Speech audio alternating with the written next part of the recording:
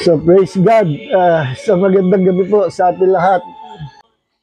So salamat po, marami na mahal. Thank you. So let's pray na po para makapag-start na tayo. At ang ating topic is about faith. No? Kailangan malalakas ang ating pananampalataya. No, okay, babago pa mananampalataya. Nako, yan po ang minastal ko. Teaching of faith. Wala akong tinuturo noon. Madalas, puro faith. At ngayon, binabalik ako kasi nasimulan natin sa faith. Kailangan alam natin yung mga malalalim, yung sukat, yung babaw, yung taas, haba, yung lawak ng pananampalataya na binigay sa atin ng Panginoon. Okay, let's pray na po, no, para tayo ay makapagsimula na. Heavenly Father, maraming po salamat. We invite the presence of the Holy Spirit to reveal yourself to us and to reveal the deep things of the Spirit about different types of faith. Maraming po salamat. We ask you, Father God, to anoint us with the fresh anointing of wisdom and revelation for the glory of the name of Jesus. We receive your words, Lord, and it will bear fruit sa aming mga puso. It will build up faith in us, Lord. It will produce great faith in our hearts. Maraming po salamat sa malagang topic nito about pananampalataya. Pagpalain mo lahat na narito at yung mga those who will watching, Lord, this video in the future after this recording, Panginoon. Maraming po salamat sa gabing ito. Malaya po ang banal na Espiritu makapagtuturo sa amin. At we are interested, there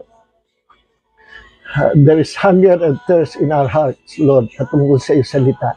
Maraming po salamat, Panginoon, sa lahat ng wisdom and revelation, and all the glory belongs to Jesus. As you heal the sick, as you send your word, you heal them.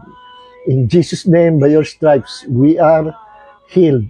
Amen and amen, amen. Salamat sa awit po ng ating kaibigan si Pastor Luis Baldomaro. Yung team song natin. Switch natin sa Bible itong aking gadget. So, ating po topic, sunod-sunod, week na ito, about faith. So, ito na naman tayo, about faith. Pero this time, sa gabi pong ito, pag-aralan natin yung different types of faith. Magkakaibang klase ng pananampalataya. Ano po? Magkakaibang klase ng pananampalataya. There are different types of faith. Pwede rin different kinds of faith. No? Pero itong types, ito ang ginamit ko. So there are different types of faith, no, na matutunan po natin sa gabing ito, kasi akala natin basta pananampalataya, ganun-ganun lang. Malawak po pag-aralan pananampalataya. Maraming mga Kristiyano nananalangin patungkol sa kanilang problema, sa mga hinihingi nila sa Panginoon. But yung iba sa kanila, walang natatanggap, walang manifestation ng pagsagot ng Panginoon. Meron naman, isang prayer lang, talagang nagmamanifest ang katugunan ng Panginoon. No? Of course, maraming aspeto, maraming dahilan kung bakit sometimes may mga Kristiyano na nalangin na walang nakikitang sagot ang Panginoon. Alam natin kung ang Diyos ay sumagot, tatlo yan. It's either yes or no, dahil ikasasama natin. Or, wait, may ina-assemble ang Panginoon. Sabi nga sa Bible, all things will work together for good to them who loves God. May inaayos ang Panginoon. Inaayos niya, pinaplantya niya ang sitwasyon, pinag-uugma-ugma parang puzzle. Then, pagka ready na tayo to receive the answer, saka natin makikita ang sagot ng Panginoon. Sometimes, hindi doon sa panahon na ini-expect natin na sagot ng Panginoon. Minsan naman, maikli lang, may answer kagad. Minsan, ang haba. Na ako'y pinagaling ng Panginoon sa hernia ay naghintay ako ng almost 4 years yata o 5 years. No? Kasi iba po ang Panginoon gumawa ng healing or miracle sa mga mananampalataya kaysa doon sa mga hindi pa mananampalataya or yung mga baby Christians. Mapansin nyo sa mga crusades, sa Benihim Crusades, nung araw, at saka yung sa mga Morris Cerulo, daming mass healing, daming gumagaling, lupog, gumagaling, malabo ang mata, lumilog, bulag, kita bingi, nakakarinig. Yung mga miracles na yun mga totoo yun, Kaya lang, itong mga cessationist believers o cessationist brethren, tuloy pa rin nating kapatid, they don't believe in miracles. Kaya pag may mga evangelists na merong gift sa healing and miracles, dinidinay nila at sinasabi, fake yan, false prophet, fake ang mga miracles, Kasi, yung iba, gumaling, tapos after several months, bumalik ulit yung sakit. Kung totoo nung gumaling, dapat hindi na babalik yung sakit. At karamihan doon sa bumabalik yung sakit, yung mga unbelievers na nandoon o yung mga hindi pa born again, na gumaling, naka-receive ng miracle, or yung mga unbelievers, tumanggap sa Panginoon, they receive miracle, tapos wala namang follow-up. At hindi na rin naging interesado doon sa salita ng Diyos na kanilang napakinggan at tinanggap. Bumalik sila sa normal na buhay, then they lost their healing. They lost their miracles. Bakit ganun? Kasi yun, libreng miracle yun sa crusade. Whether you're a believer or unbeliever, ito ay sign para doon sa mga hindi pa namamagdanampalataya, para makita nila, God is alive. Na ang Diyos ay nandoon sa kalagitnaan nila. Kasi alam nyo, pag hindi pa manampalataya, ang motto nila, to see is to believe. Parang si Tomas, Nakita ko muna na butas ang kamay ng Panginoon sa tagaliyot, sa mahipo ko muna. Hindi ako maniniwala. Kaya yung ganong faith, hindi po yan biblical faith Yan ay faith-based sa nakita mo. At kung hindi mo nakita, hindi ka mo maniniwala. Ganyan ang motto ng mga ng mga unbelievers. To see is to believe. Pero nakalimutan nila, madami rin silang pinaniniwalaan na hindi naman nila nakita. Naniniwala sila sa eroplano lumilipad na may piloto. Nakita ba nila yung piloto sa eroplano? Naniniwala sila na may utak sila. Nakita mo na ba na may utak? Naniniwala sila na mayroong smallest particle, yung atom. Nakita mo na ba ang atom? So may mga bagay sa physical world na hindi ubra yung logic na to see is to believe. Pag nakita ko, saka ako maniniwala. Hindi ubra dahil maraming tunay na bagay na nag-exist sa physical world na hindi natin nakikita, but sometimes pinaniniwalaan natin. At ang isa na totoong-totoo na meron at totoo ay ang spirit world. Spirit world, ang daigdig ng spirit ay totoo, pero hindi pa tayo nakakarating doon. Pero totoo. Sa spirit world, nandyan ang heavens, hell, nandyan ang tirahan ng mga nandyan ang mga angels of the Lord, nandyan ang mga demons, nandyan si Satanas, nandyan ang presence ng Diyos sa third heaven. So, yung mga spiritual things na yan, nag-exist yan, hindi naman natin nakikita, but they are true. Sabi nga sa Colossians chapter 1 verse 16, ay si Jesus ang lumikha ng lahat ng mga bagay. Everything was created by Him, through Him, and for Him. Si Jesus ang creator of the universe. At sabi sa Colossians 1:16, by Him everything was created, both in heavens and on earth, lahat na nasa langit, lahat na nasa lupa, si Jesus ang lumikha.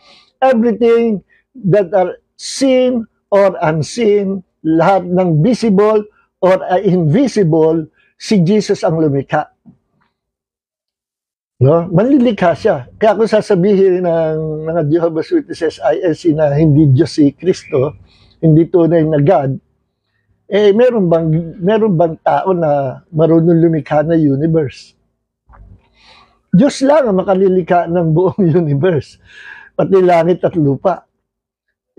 Sa Bible tinutukoy na ang creator natin, ang iisang Diyos natin.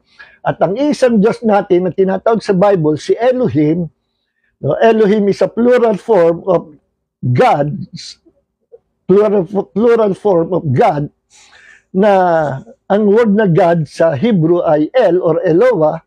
Pag gusto mong palampasin ng isa, dadagdagan mo ng im, Elohim or Elohim. At yung Elohim na title ng Diyos ang ginamit sa Genesis chapter 1 when God created everything into existence. And Elohim created the heavens and the earth. Sino yung Elohim na yun? Doon sa iisang Elohim, iisang God natin, merong kumikilos, may bumubuo na 3 members of that one Godhead. The Father, Jesus, and the Holy Spirit. See? Kaya nung sa verse 26-27, nagplano na likhain ng Diyos ang tao, nag-usap Let us make man in our image, after our likeness. Likhain natin ang tao. Kalarawan natin, kawangis natin. Nag-uusap sila. Sabi naman ng iba theologians, kausap doon mga anghel. Anong mga anghel? Ibig mo sabihin, hihingi ng permiso. Hihingi ng permiso ang Diyos sa anghel. Likhain natin ang tao. At pangalawa, ibig mo sabihin, kakatulungin ng Diyos ang anghel sa paglikha. Likhain natin di hindi angel ang kausap doon. Manlilikha rin. Para manlilikha, yung nag-uusap. Sino yun? The Triune God. Malabo yung argument na yung kausap daw ng Diyos mga anghel. Likhain natin. Hindi naman manlilikha ang anghel ba't isasali mo ang anghel? Pangalawa, ba't naman hihingi ng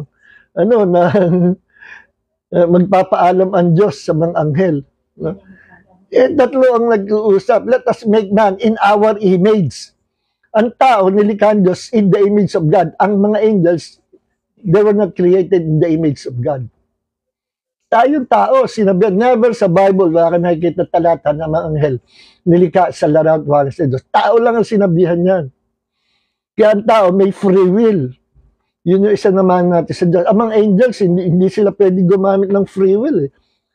They can apply, they can use their free will kung gusto nila, pero they will be doomed forever. One time lang si Satanas, in-apply niya yung will niya.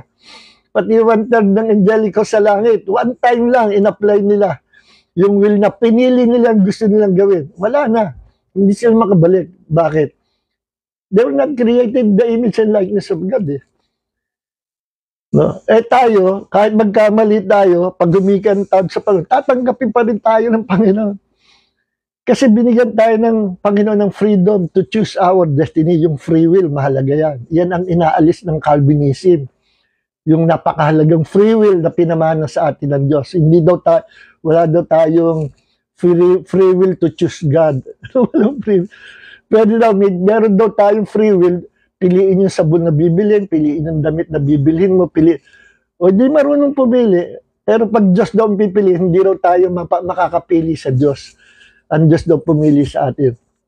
Anong klaseng aral yan? Saan yan sa Bible? Pwede mamili ka sa ibang bagay. Pagdating sa spiritual, hindi ka pwede mamili. Ang Panginoon na nag-i-invite yung gusto lumapit. Doon sa saan ba yun? I forgot the verse. Sabi ng Panginoon, Jerusalem, Jerusalem, kung nalalaman nyo lang kung gaano ang inyong Diyos, siya yun, refer to him. Ilang beses ko kayong sinubukan, na tulad sa inahing manok na gusto niyang akapin, arugain ng kanyang mga pakpak, palapitin ng kanyang mga sisiw. But You are unwilling. Ayaw nyo. Sabi ng Panginoong Hesus, see? Merong part ng tao na piliin niya ang Diyos kung gusto niya. Kung ayaw niya, kagaya ni Adam and Eve. Adam and Eve, pag-aari niya ng Panginoon eh. God's possession, proper creation sila ng Panginoon. They were creatures of God. Bless ng Panginoon, pag-aari sila ng Diyos. Mayroong instruction binigay ang Diyos kung ano lang ang pwedeng kainin at ang linang iiwasan nila. Sukat paniwalaan nila sa Satanas at mas piliin ni Adam and Eve na sumama kay Satanas kaysa sa Diyos. See? Wala pa silang kasalanan noon eh. Sila innocent pa eh. Para ginamit nila yung freedom to choose their destiny by their own choice. Ginamit nila, mas pinili nilang sumama kay Satanas. No? Mas pinaniwalaan nila ang salita ni Satanas. Kaya ngayon, ang pagliligtas ng Diyos, ang paraan ng Diyos, ni-reverse niya. Paano ang tao maliligtas? Kailangan sampalatayanan mo naman yung sinabi ng tunay na Diyos. Bumalik ka sa Kanya. Huwag si Satanas ang paniwalaan. Bumalik ka at sampalatayanan mo kung ano yung sinasabi ng salita ng Diyos. Kaya ang Panginoon nagpapalapit sa mga makasalanan sa atin lahat para tayo nilapit ng Panginoon sa Kanya. He used the gospel, the word of God. At kapag isang tao ay nanampalataya sa salita, sa sinabi ng Diyos, makakabalik siya sa Diyos. At ang sinasabi ng Diyos, "Come to me, all of you who are tired and heavy laden, and I will give you rest," sabi ni Jesus, Matthew 11:28. At 29, magsipag-aral kayo sa akin. Ang aking pamatok, my yoke is easy. And your burden is light. Ibig sabihin, madali lang ako magturo, hindi mahirap ang salita ng Diyos. As long na open ang puso mo, madali mo maintindihan ang salita ng Panginoon. Kaya nag-i-invite si Jesus. No? Hindi siya, wala siya favoritism, hindi siya naman nililigtas. Nag-i-invite. Okay, let's dive to our topic. Different types of faith. So, merong God's part lagi, tandaan nyo. Sa kaharian ng Diyos, sa buhay nating pananampalataya, laging merong God's part, man's part. Even in the Garden of Eden, sa simula pa lang, may part ang Diyos. Ang part ng Diyos, nilikha si Adam and Eve, ang plan ng Diyos, original plan is to bless mankind. So that mankind can live forever and ever sa eternity kasama ng Diyos sa isang malaking paraiso sa mundong ito. Ang mundong ito, supposedly, dapat magiging paradise. Buong mundo, hindi lang yung isang part. Kasi dadami ang tao. Pero nasira kasi pinili ng unang magulang natin sumama kay Satanas. At ang lahi natin, ang lahi ng mundo ay nagmana ng kamatayan. Nakapasok ang sumpa sa planet Earth. No? So ngayon, ang paraan ng Diyos, meron pa rin God's part, man's part. No? Yung sinasabi na wala daw bahagi ang tao, sounds very religious Sounds na akala mo ito, pero hindi yun ang biblical Talagang binigyan ng Diyos ng part ang tao. God is a sovereign God. And the sovereignty of God gives man freedom to choose their destiny. No? Ang Diyos hindi niya kokontrolin, hindi niya pakikialman ang kagustuhan ng tao. Kung anong gusto mo, i-allow yan ng Diyos. Kaya nga, di ba sa sulat sa Roma, sa Romans, sabi ni Paul, yung mga malalaswa, yung mga marurumi, ang pamumuhay, yung mga tao na gusto sa kasalanan, ginusto nila sa kahalayan. Kaya sabi doon, ibinigay sila ng Diyos sa kahalayan ng laman. Para sa ikapapahamak pa niya. Gusto niya sa kapahamakan. O sige. Kaya binigay sila ng Diyos sa kapahamakan. No? Ginusto nila yan. I-allow ng Diyos yung gusto mo. Kaya nga sabi ng Panginoon sa Book of Revelation, sa last chapter, ang masama, magpakasama na. Gusto niya sa masama, go ahead. Hindi kayo pipigilan ng Diyos. Gusto niyo sa katuwiran, magpakatuwid kayo. at mabuhay kayo sa kaharian ng Diyos. No? So yung ayaw sa Diyos, hindi pipiliin ng Diyos. Yung gusto sa Diyos, kukunin ng Panginoon. Nasa atin ang freedom to choose our destiny. Deuteronomy chapter 30 verse 19, ano sabi doon? Saksi ko, sabi ng Panginoon, saksi ko ang langit at lupa. Naglagay ako sa mundong ito ng blessings and curses. Life and death, buhay at kamatayan. Now, choose life. Piliin mo buhay. So that you and your descendants may live forever. So, pinapapili ng Diyos sa tao ang buhay. Paano mapipili ang buhay? Piliin mo si Jesus. Sabagat John 14:6, I am the way, the truth, and the life. Sabi ni Jesus. Okay. Now, there are different types of faith. Ang Panginoon, ang part niya is to give us faith. Tandaan nyo, faith ay ang pananampalataya, galing po yan sa Diyos. Hindi yan basta umusbong sa puso natin. Ha? Galing yan sa Diyos. Siya may-ari ng faith. At ito hindi alam na marami. That faith is not just an ordinary believing. No? Faith is a force. It is power from the kingdom of God na nakapagliligtas. Na kapag ginamit mo, mag-uugma, tatagpuin ka ng Panginoon. Kapag ginamit mo, magmamaterialize yung bagay na iyong inaplayan ng iyong pananampalataya. Kapag ginamit mo pananampalataya mo, you can enter into the realm of the miraculous. So faith, our faith given by God is very powerful force from the kingdom of God. Pero saya, hindi yan basta yung maniniwala ako, that's faith. Hindi, maraming klase ang faith. No, at ito nga, kaya pinag-aaralan natin ito. Dive in na tayo dito at ginagabi na. Number one, nagsimula po tayo na makakilala sa Panginoon. Kailan? When we heard the gospel. Maraming nag-share sa atin o nabasa natin sa isang tracts o nanonood tayo ng TV, narinig natin ang gospel. Now, what is the gospel? The gospel is the word of God.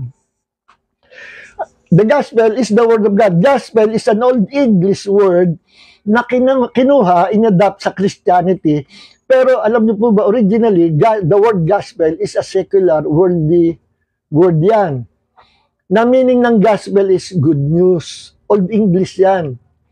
Ngayon, dumami na lumaki na Christianity, in-embrace ng mga Kristiyano, ginamit ng mga theologians ang word ng gospel at inangkin ng mga Kristiyano ang salitang gospel. Pero hindi nag-originate po yan sa Christianity.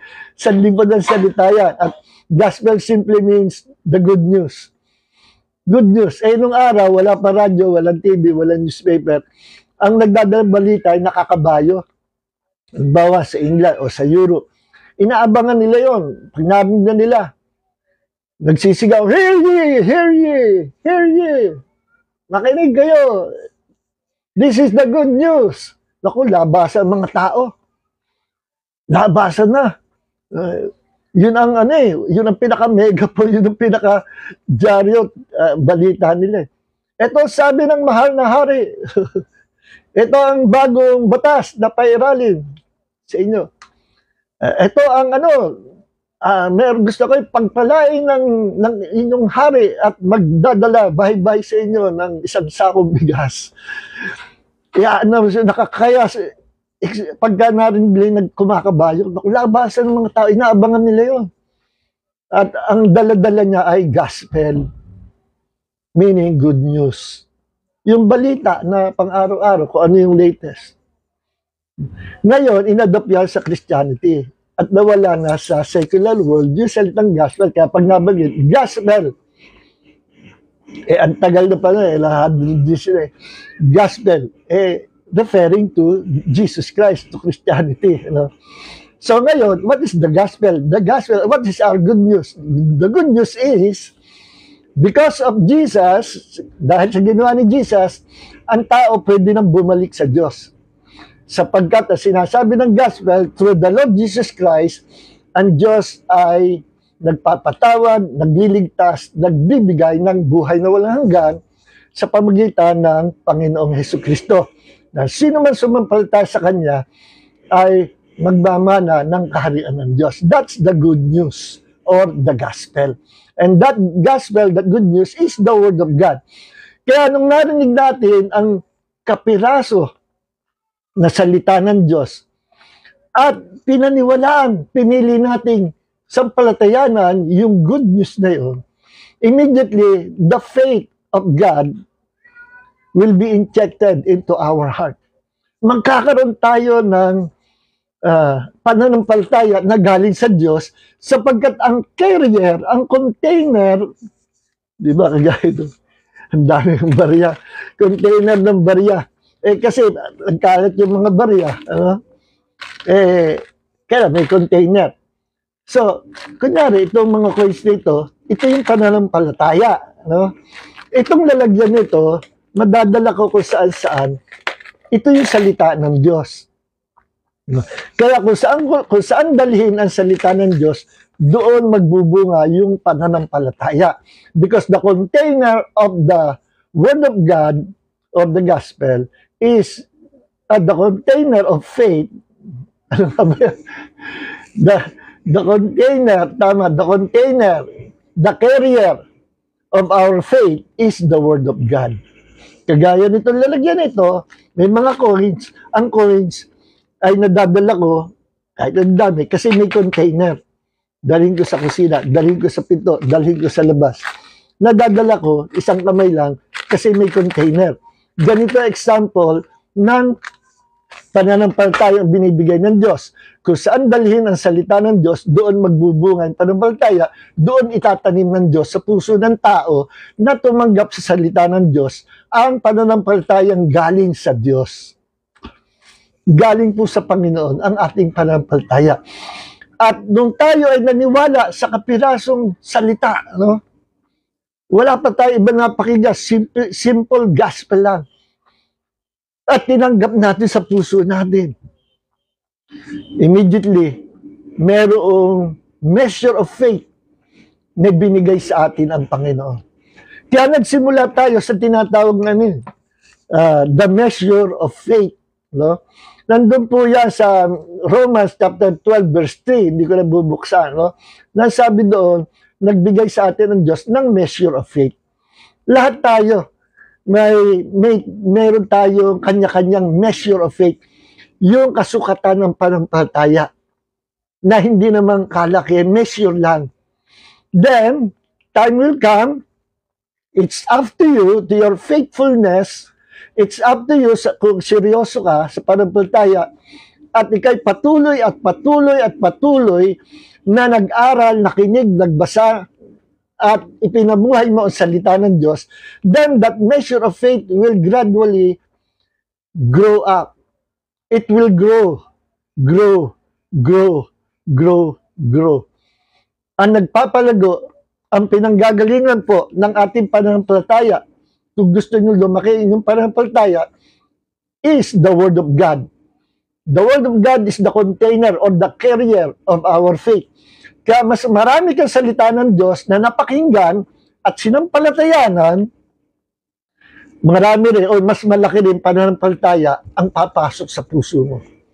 If you have 20% of the Word of God entered into your heart, meron ka rin 20% na pananampalataya sa puso mo. If you believe and receive 80% of faith of the Word of God, if you believe and receive 80% of that Word na binahagi sa iyo, you will receive 80% of faith. Kasi kung gaano karami ang tinanggap mong salita ng Diyos, ganun din kalaking pananampalataya ang darating sa iyo. At merong second step to grow our faith, to make it grow. Ano yun? Obey the Word of God. Practice. Act on the Word of God. Practicein mo, pamuhay mo yung salita ng Diyos. Pag may inutos ang Diyos, sundin mo. Pag may inaalis sa iyo ang Diyos at sinabi, wag mong gawin na, mula na wag mong gawin, may nabasa ka, gawin mo, aksyonan mo. Pag may command ang Diyos, ipamuhay mo command, sundin mo siya. The more you act, the more you obey, the more you practice the word of God, the more that faith that dwells in your heart will grow up, grow, grow, grow, and will grow, continue to grow without limit. In the realm of the Spirit, wala pong limitation. Ano? Walang limitation. Pati yung spiritual growth natin, walang limitation. Sa physical world lang, may limit. We are bound ng mga walls, ang ating age, no? Tumatanda tayo, ang height natin, humihinto. May limit lagi, pero in the realm of the Spirit, walang limitation.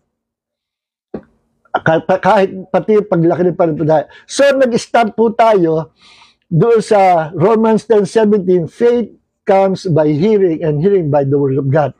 And then, Romans 12 verse 3, nagbigay ang Diyos sa atin, mataas mapakinggan natin sa salita ng Diyos, ng measure of faith. So, pare-pareho yung tinanggap natin, nakasukatan ng pananampalataya. And it's up to us kung gaano natin mamahalin, aalagaan, at ipamumuhay ang pananampalataya na tinuturo sa ating Panginoon.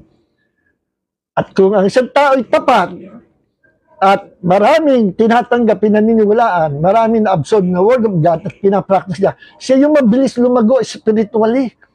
At siya rin yung merong measure of faith na madadagdagan into a certain level na tataas ang level ng pananampalataya niya. At yung tipo ng kanyang pananampalataya ay mag-iiba, madaragdagan, magiging matibay, strong, and great ang kanyang pananampalataya. Pero nagsimula siya sa maliit. At ito, tingnan natin ito. Number one po yun. Ano? When we heard the word of God, nagkaroon tayo ng faith. Ang ingay naman ng tricycle din. Napasok yata rito. Dito pala, papatakbo ng ano. Nag-repair yata ang motor sa labas. So, itong faith na ating tinanggap is yung unang faith, yung measure of faith, is the saving faith. Kung tawagin po yung saving faith, sa Ephesians chapter 2, verse 8 and 9, nandun po yan na sinabi na tayo ay naligtas hindi sa pamagitan ng mga mabubuting gawa, kundi dahil sa ating pananampalataya sa Panginoong Hesus. Not by doing good works, upang ang sino may maging mayabang o magmalaki, kundi it is by the grace of God. Tayo naligtas dahil tayo nanampalataya at dahil sa ating magsampalataya, kumilos ang biyaya ng Diyos para tayo papasukin sa kaharian ng Diyos. So first step is, ang salvation po by faith, not by works. No? Not by works. So ang saving faith, nakapasok ka na sa kaligtasan. Ito yung susi para mabuksan sa iyo, sa atin, ang kaharian ng Diyos. No? At ngayon nakapasok na tayo sa kaharian ng Diyos, we are already saved because of our faith in the Lord Jesus Christ. Kaya yung not by works. Kaya yung criminal, si isang tabi ni Jesus, walang nagawang kabutihan, pero nung lumapit siya kay Jesus, at sa New King James, tinawag niya si Jesus na Panginoon, alalahanin mo ako sa iyong kaharian, sa paraiso. Ngayon din, kakasamahin kita. Pinangakuan ng Diyos. Sa buong buhay niya, hindi niya kilala ang Diyos. Noong time na yun, mamamatay na siya. Saka siya lumapit sa Panginoon at pinatawag siya ng Diyos at tinanggap siya ng Jesus, pinangakuan ng buhay na walang hanggan. Wala pa siya nagagawa. No? Kaya by faith. Kaya lang, sa panahon ngayon, naabuso yung biyaya na by faith only can save us in hell. Ang nangyari ngayon, yung iba na extreme. By faith, sige, magpakasaya na tayo, balik sa kasalanan. At akala nila normal sa Kristiyano na nasa church ka, nasa Panginoon, nasa kaharian ng Diyos. Tapos at the same time, nakikipagsayaw ka sa kasalanan. Sa salibutan, nag-enjoy ka sa dating buhay at binalikan mo. Ay naku, you will lose your salvation. Yung sumulat na Ephesians 2, 8 and 9, si Paul, Apostle Paul, siya rin yung sumulat ng Galatians chapter 5, verse 19 and 20, na gumagawa ng mga gawa ng pita ng laman ay hindi makakapasok sa kaharian ng Diyos. Winarningan niya ang church sa Corinto. Winarningan niya ang church sa Galacia. Pareho. Huwag kayong makikipag-compromise. Huwag kayong gagawa ng gawain ng laman. No, gawain ng salibutan. Huwag niyong tutularan. Ang gumagawa ng mga bagay na yan, ang nag-uugali na ugali sa libutan, ay hindi makakapasok sa kaharian ng Diyos. Hindi magmamana ng kaharian ng Diyos. Mga Kristiyano yan. Pero ba't sinabi hindi magmamana? Because we can lose our salvation pag hindi mo sinunod ang Panginoon. So, ngayon ligtas tayo, gagawin, yung second part ng ating pamumuhay, ay ipamumuhay natin sinulat ni James, ni Apostle James, sabi niya sa book of James, show me your faith without works, and I'll show you my faith with works. Hindi mo ba alam na ang pananampalatayang walang gawa ay patay, useless? Ano yung gawa na sinasabi doon? Ang gawa doon, yung bearing fruit with the Christ-like character. Ang gawa na sinutukoy doon, yung pagsunod mo sa Panginoon. Now that you are saved, ang tunay na merong pananampalataya, ang tunay na lumapit sa Panginoon, siya'y susunod sa Panginoon. Hindi para maligtas, kundi dahil siya ay binago ng Diyos at ligtas na. Pag hindi sumusunod, hindi ba totally niya na natatanggap ang Panginoon ng todo-todo? Baka nakisali lang. O baka na-attract lang sa Christianity, tapos at the same time, akala niya pwedeng mabuhay pa sa sanlibutan. Hindi pwede sa Diyos ang compromiser. Ang tawag dyan, lukewarm. Ang tawag dyan, carnal Christian. Hindi ang papasa. Delikado sila pag inabot ng kamatayan. Revelation 3:16, you are neither hot nor cold. I will vomit you out of my mouth. That is rejection. Just sa book of Revelation, Laodicea, nirebuke ng Panginoon. Mga Kristiyano yan. So saan na papasok yung one saved, always saved? That's not biblical, mga kapatid. Wala niya sa Bible. We are saved as long that we are in Christ. And who are those people who are in Christ? Yung sumusunod. Kaya kapatid ng Panginoon, ang tunay na biblical faith, always obey God. Ang tunay na real Bible faith, may kasamang obedience. Yan ang pananampalataya. Maging si Abraham, nung nanampalataya sa Diyos, inutusan ng Diyos pumunta sa lupain na hindi niya alam.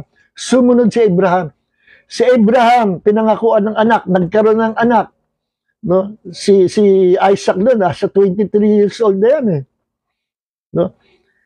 Itinali ni Abraham, sabi ng Diyos, bigyan mo sa akin ang iyong natatanging anak. Hindi siya nangatira. Akala ko ba Panginoon eh. Pararamihin mo lahi namin. Hinihingi ng Panginoon. Dali mo sa bundok, isa-sacrifice. Pero testing lang, hindi naman masama ang Diyos, hindi mamamatay tao ang Diyos. Ano sasaksakin ni Abraham eh? Huwag, hindi yan. Nag-provide ang Diyos ng ram na siyang offering or sacrifice. No? Sumunod si Abraham, hindi na siya nangatwiran. At doon pala, iniwan niya yung isang servant niyang lalaki, kabataan, ito, diyan ka muna. Sapagkat akit kami na anak ko, mag-offer kami sa bundok. And we will come back. Alam niya na hindi mamamatay ang anak niya. Sapagkat alam niya, kahit saksakin niya, bubuhayin niya ng Diyos dahil meron siyang pananampalataya sa Diyos na nangako sa kanya. So may action ang tunay na biblical faith. Laging may action.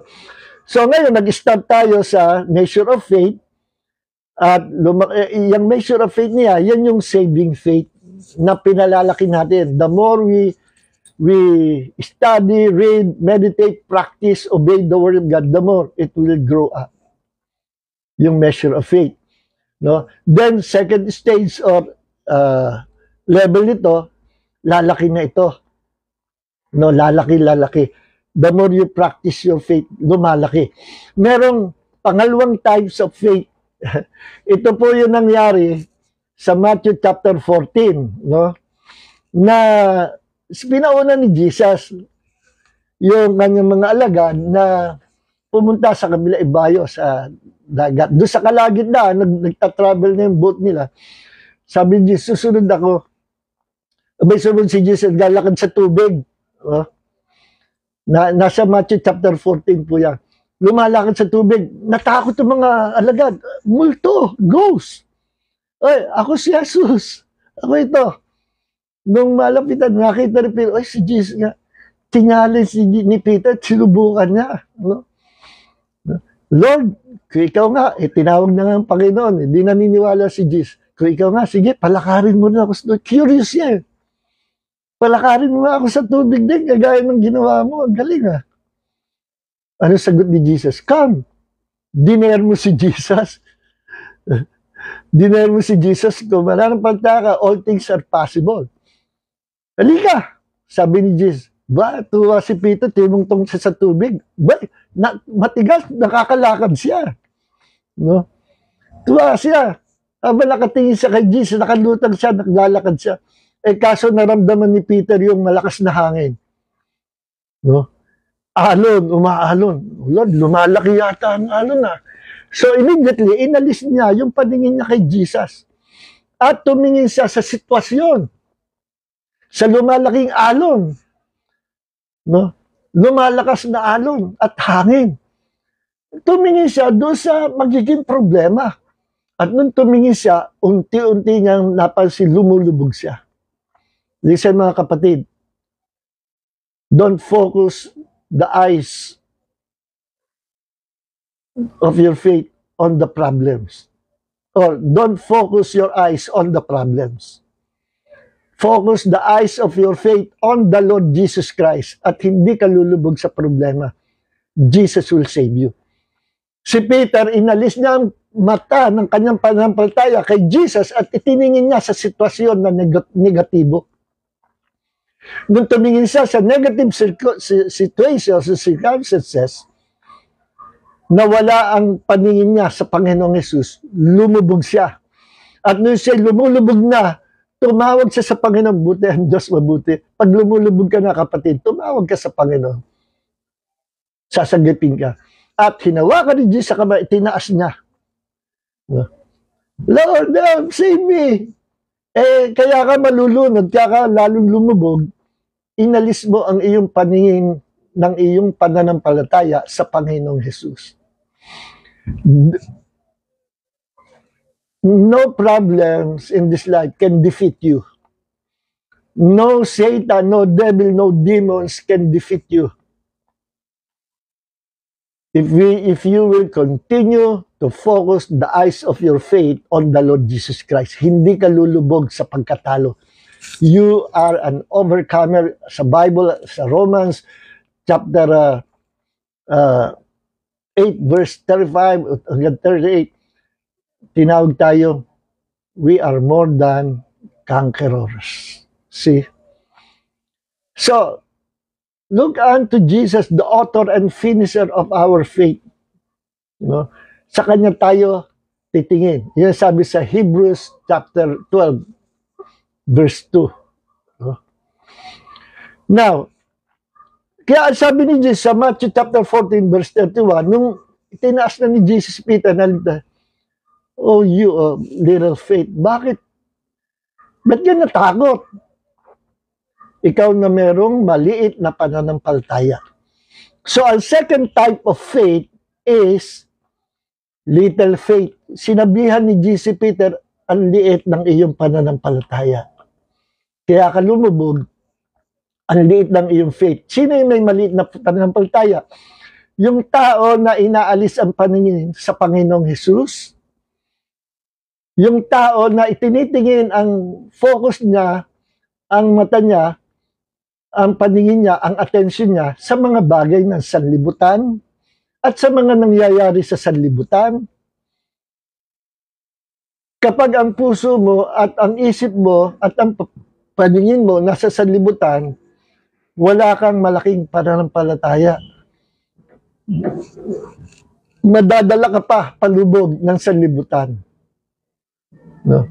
Kaya huwag kang titingin, huwag kang sasama, huwag kang matutokso sa mga bagay na makikita mo sa libutan. Kapatid, lulubog ka.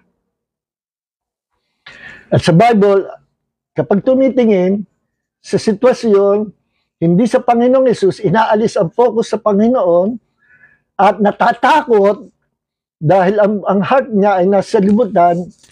Kapag ang puso mo nasa libutan, it will create fear in your heart. Doon ka nakapokus eh. Kaya si Peter, natakot. At ang tawag sa kanya, Panginoon, bakit kami maliit na pananampalataya? Oh, ang liit ng iyong pananampalataya. Bakit ka natakot? Oh. Nandun po yan sa Matthew 14 verse 31 eh. Oh.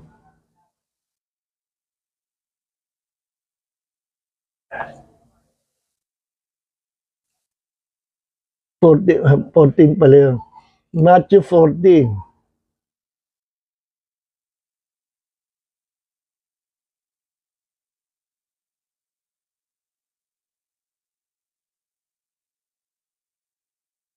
Yeah, sabi ni Jesus, immediately, Matthew 14:31, immediately Jesus reached out his hand and took hold of him and said to him, "You of little faith, why did you doubt?"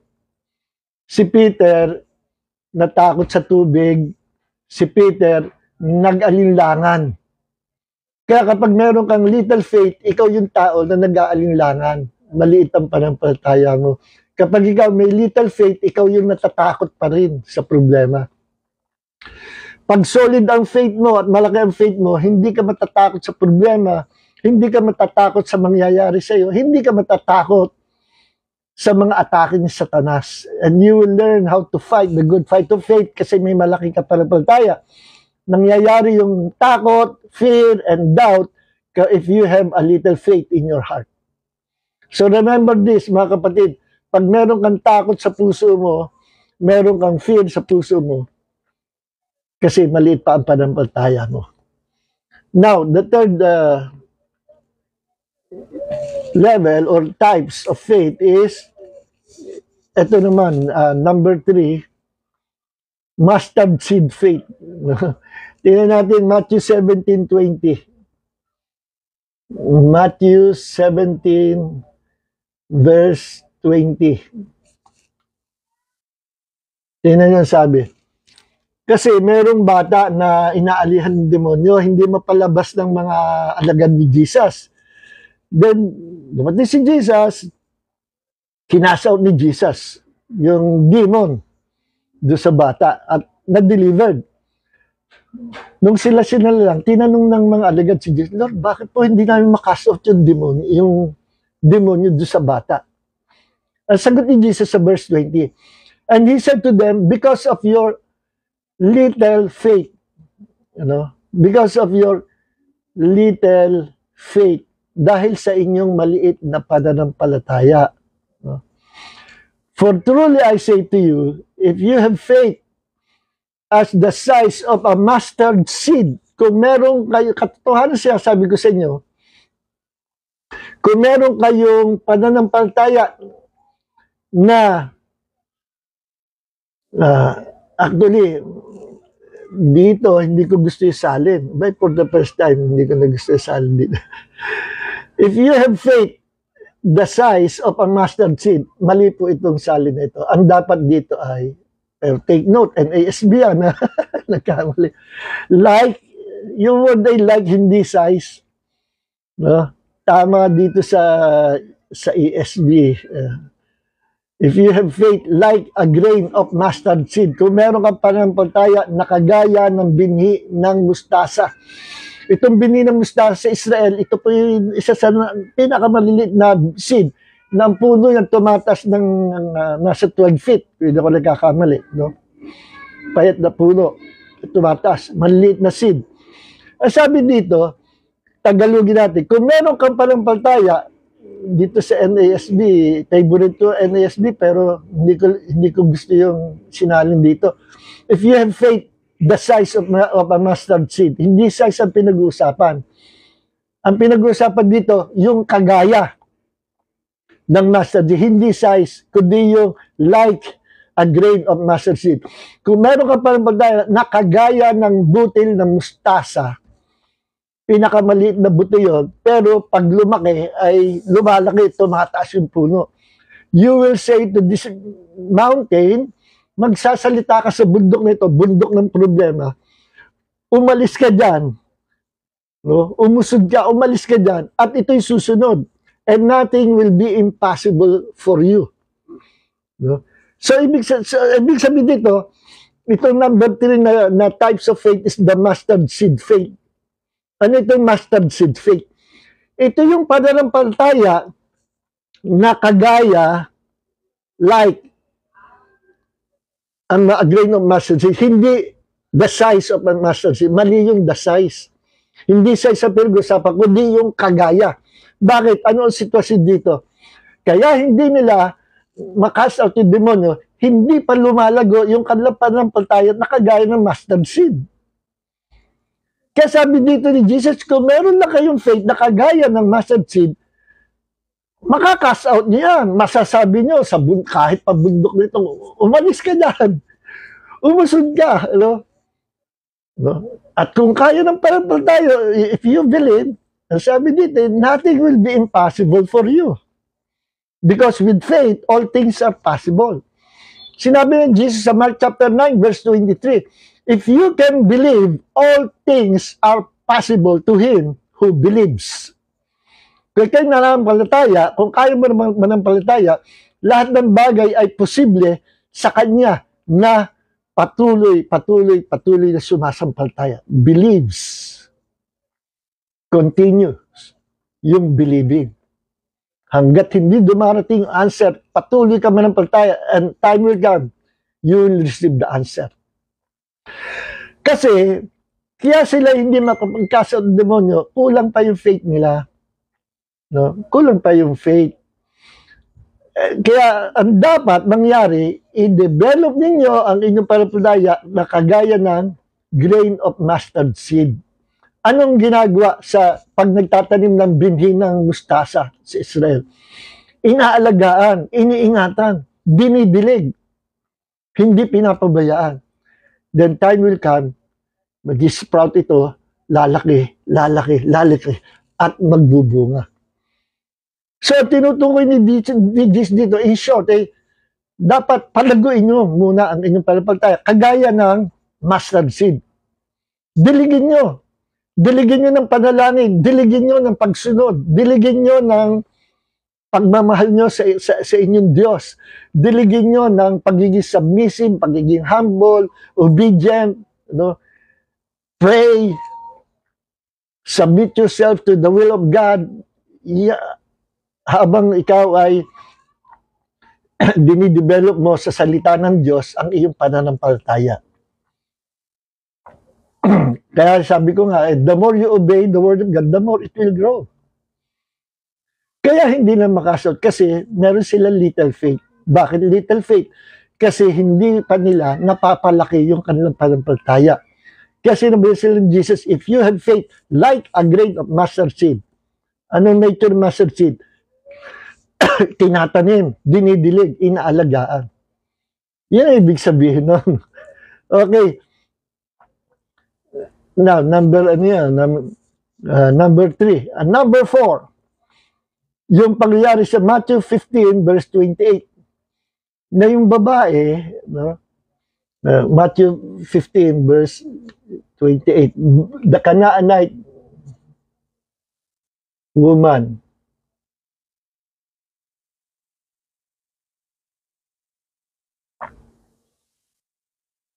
yung babaeng taga-Canaanite, ano ito Syrophoenician woman, no? Greek ito na possible nakatira sa Canaan, kaya Canaanite woman. So itong Syrophoenician woman or Greek woman na taga-Canaan, mayroong anak na babaeng inaalihan ng demonyo. At nakikiusap siya sa Panginoon, Lord, pagalingin mo ang aking anak, kawawa naman. Umpisa tinesting sa ni Jesus. I believe it was a test sa kanyang pananampalataya. Hindi pinansin ni Jesus. Lord, sige na po. Tilingon siya ni Jesus. Ang tinapay ay para sa anak, para sa Israel. Hindi ito binibigay sa aso. Tinesting ni Jesus yung babae, tinawag pang aso. Hindi nang insulto si Jesus, kundi tinetesting niya. At nasagot ng babae, Lord, kahit po aso, marunong kumain ng mga mumo na nalalaglag sa table ng kanyang Panginoon. Ibig sabihin, kahit man lang maliit na grace of miracle, maambunan yung anak ko. Please, Lord, pagaling. Imbes na ma-offend yung babae sa testing ni Jesus, lalo siyang kumapit sa Panginoon at hindi siya umalis hanggat hindi ginagrant ng Panginoon yung request niya. Lord, kahit po aso marunong kumain ng mga nalalagay. Ibig sabihin, yes Lord, aso ako. I'm a Gentile. Pero Lord, alam ko, may miracle. Kahit man lang bumo na miracle, maambunan yung anak ko.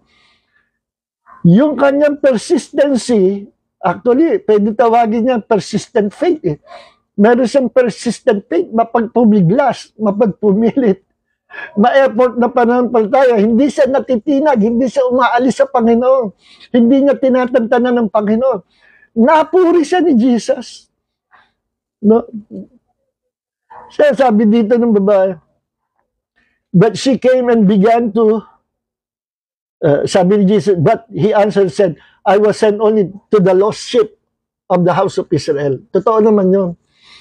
Hindi pa tayo ni Jesus gumawa ng himala sa mga Gentiles. Bakit? Ang ministry ni Jesus, mga kapatid, nagsimula sa Israel.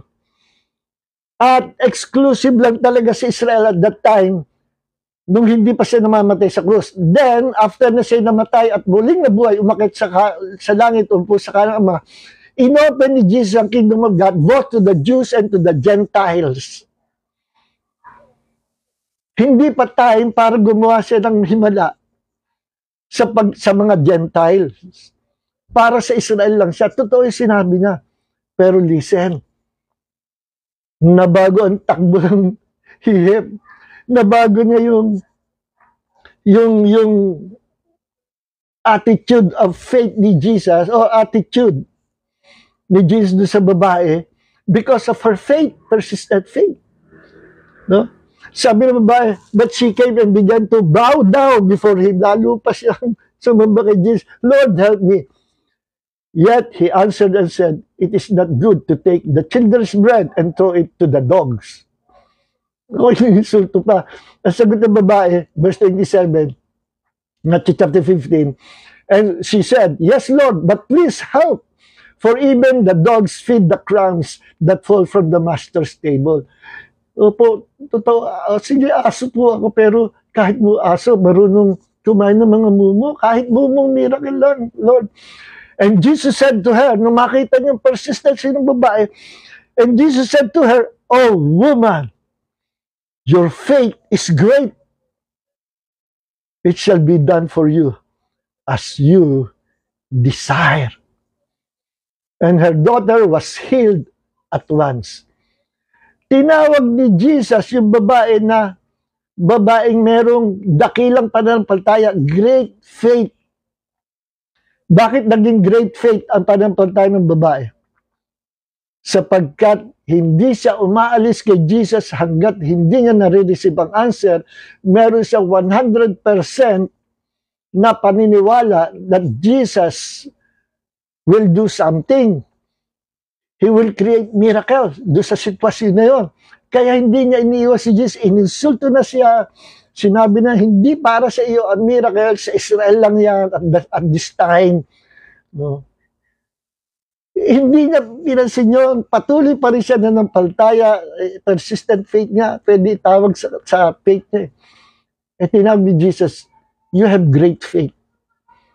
Your faith is great. Ito po yung ika-apat na great faith na types of faith. Ano ang great faith? Ito yung faith na nakabase sa Panginoon. Hindi siya umaalis sa Panginoon.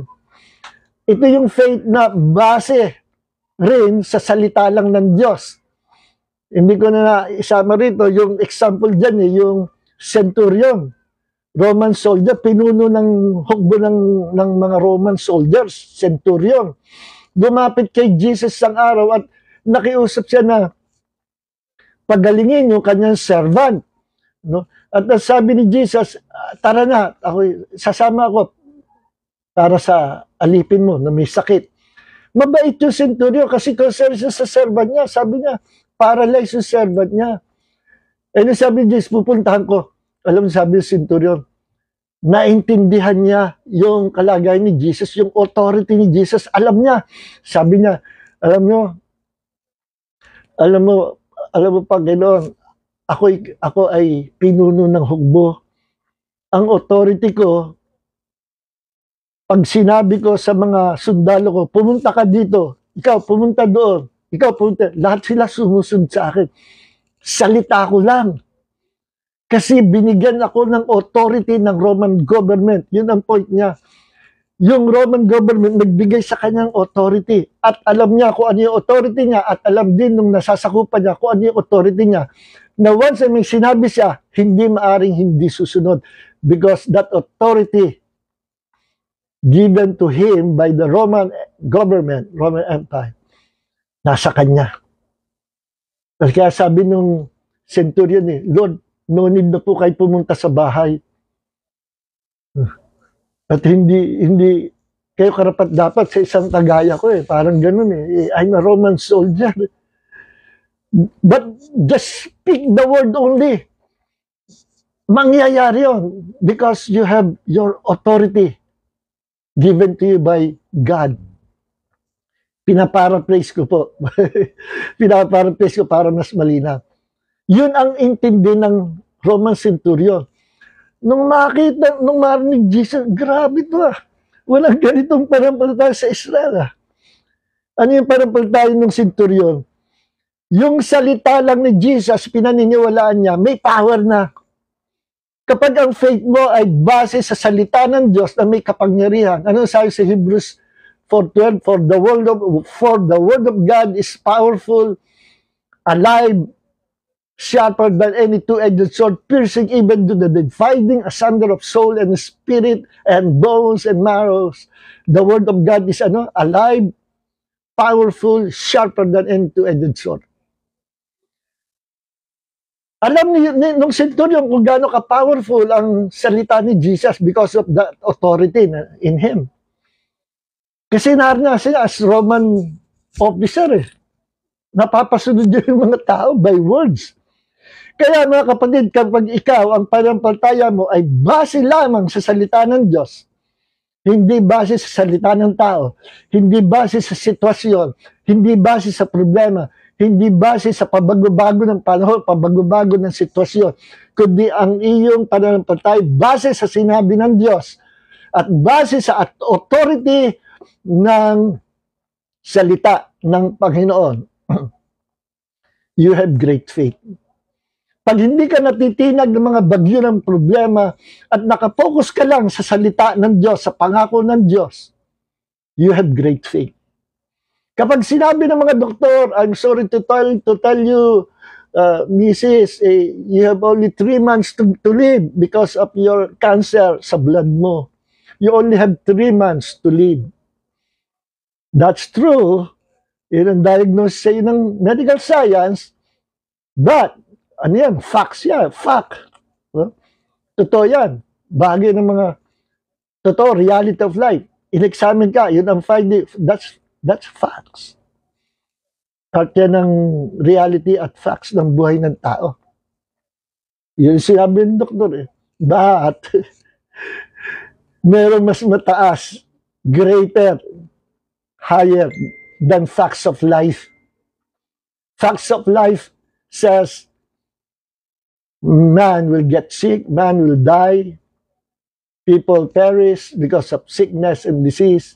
Facts of life.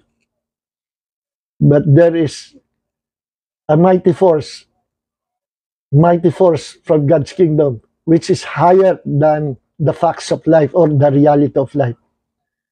Ano yun? The truth. The truth of God. Ang katotohanan ng Diyos. Ano ang katotohanan ng Diyos? Sa Bible, dalawang binanggit na katotohanan eh.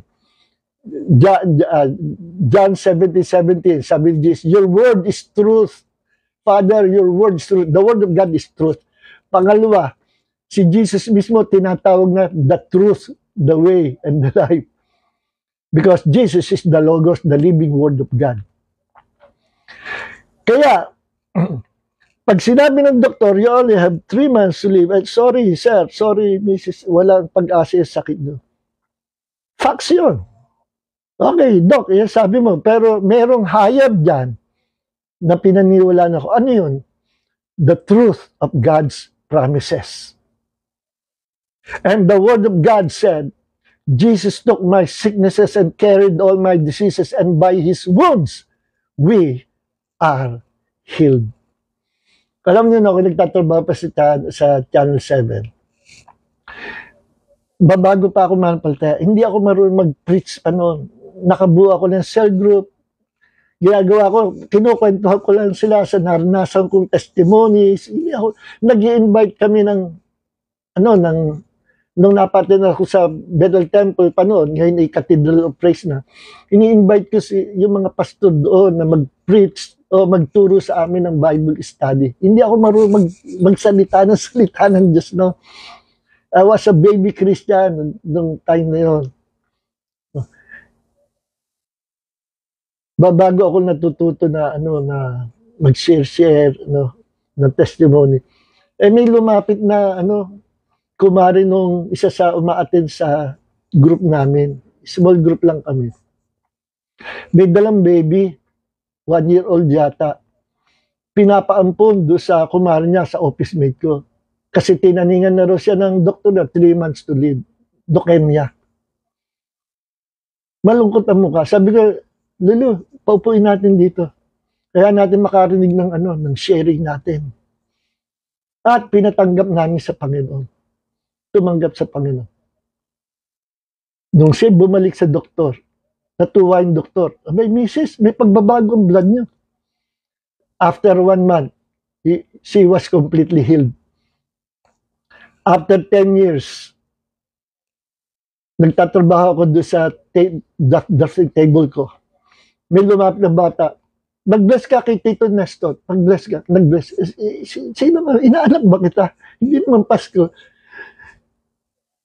Yan yung baby na dala ko. Nakita, uy, ikaw pala. Bumisita. Buhay na buhay. After 10 years, pumasyal. Kasama yung batang malaki na. Kaya pala pinabless. Yan yung papaampong ko sana. Buhay ka. Imagine. Sino ba kami? Ako, baby Christian. Pinag-pray namin, tumanggap. She was healed from leukemia.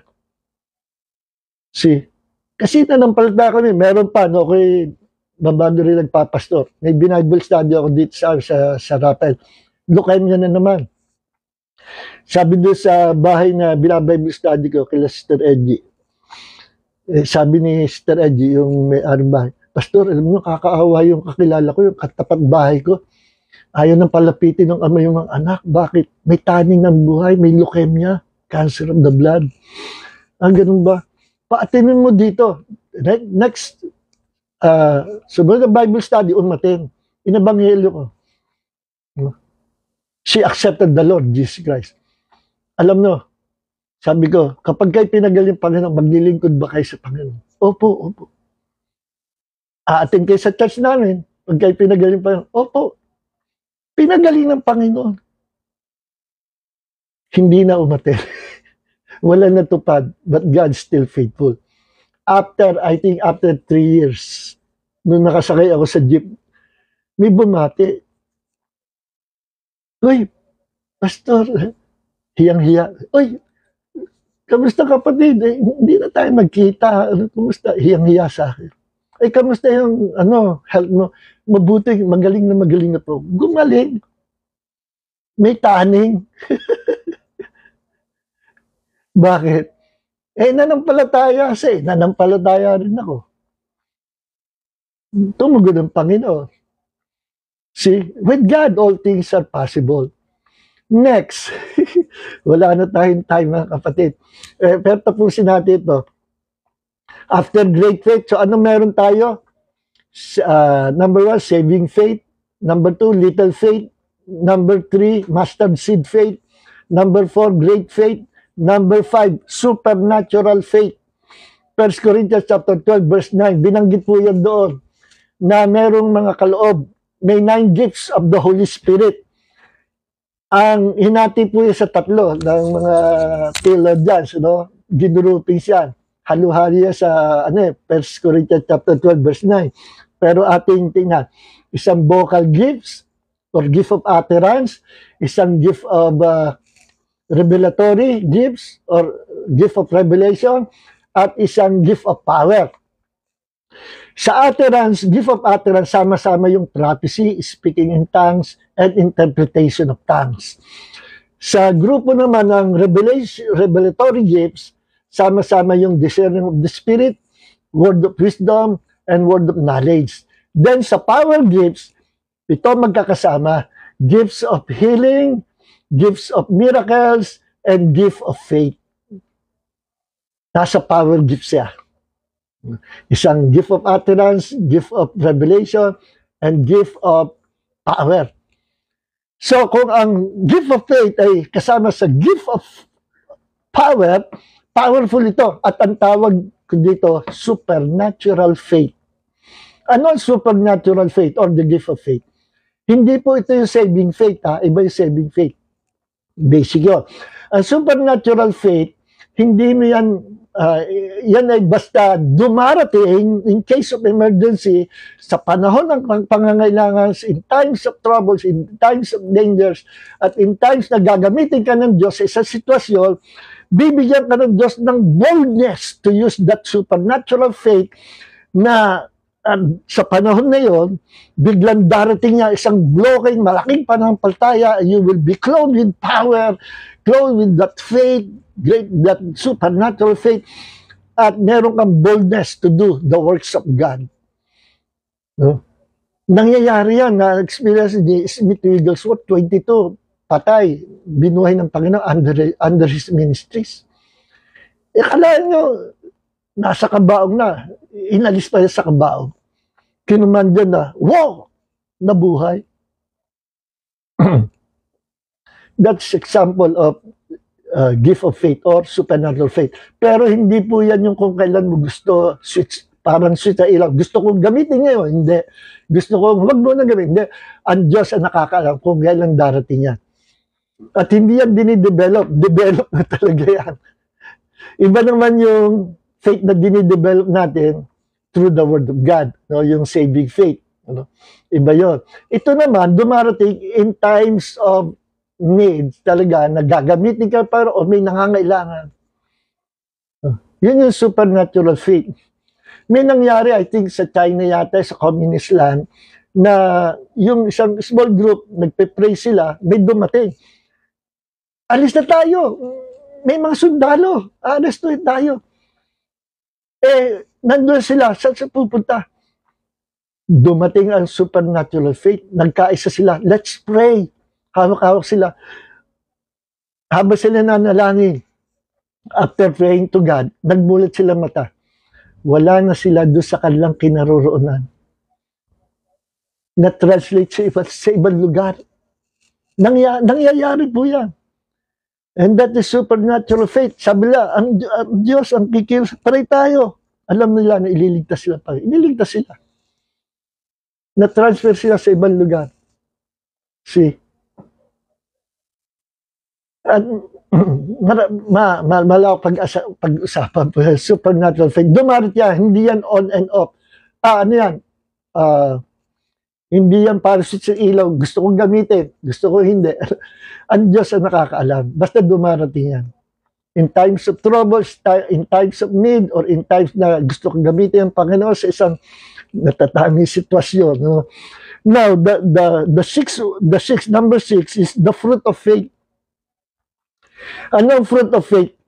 Ito po yung after na ikay magimana ng palataya, ikaw ay magbubunga ng fruit of faith. Nasa Galatian. Ano ang fruit of the Spirit? Galatians 22:23. The fruit of the Spirit is love. Isa lang. Singular love.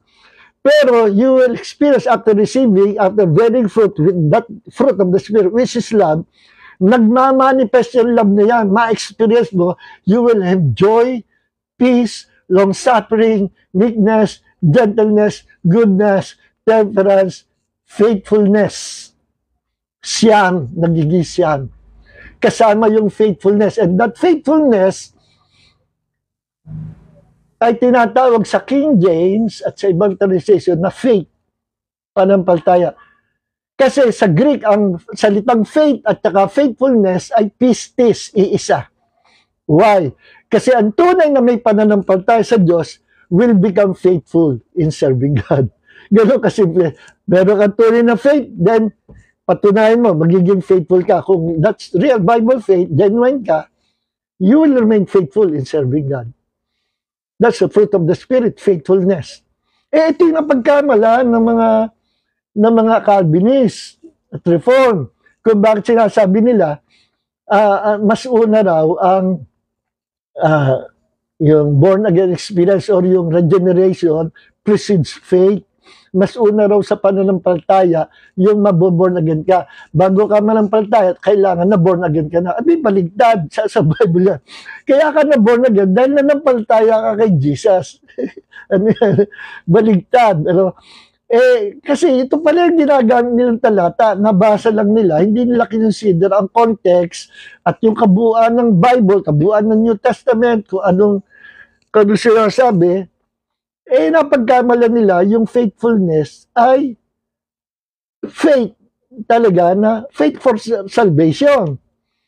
Kaya ang doctrine ng Calvinism, bago ka man nagkaroon ng pananampalataya, maboborn again ka muna. Ay, baligtad. Walang ganyan sa Bible. Walang ganyan. No. Yung pala, ito yung nakita nila. Yun nga naman, ligtas na nga naman kasi meron ng fruit Love, joy, peace, long-suffering, meekness, gentleness, goodness, faith. Hindi naman yung saving faith yun. Yun ay faithfulness. Pag pinag-aralan mong context, hindi yung saving faith. Ang saving faith, yung Ephesians 2:8 and 9. Ang saving faith, yung nakarinig sa salita ng Diyos, Romans 10:17.